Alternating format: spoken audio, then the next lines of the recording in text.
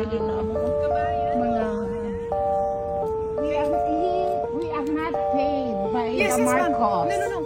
Yeah, we are here to sympathize. We are from Belgium, Germany, and Lipat ba kayo?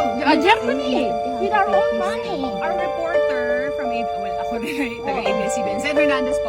Sen Hernandez. She's also reporting, taga dito I'm sa an Netherlands. ex-mayor of Kabakan. Talaga? I'm a two-termer. Baka pwede My kayong tumayo husband sa likod is niya. also... Kasi parang we will mention na nandito yung supporters. Sa totoo lang, syempre may magsasabi na hindi pinapakita ang supporters now. We're so many people. Yeah. That's what You we're can doing. show us that we are not paid. Yes, Yeah. sir.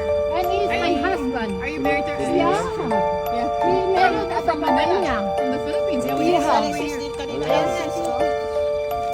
Kanina lang mag-email lang. Email mo.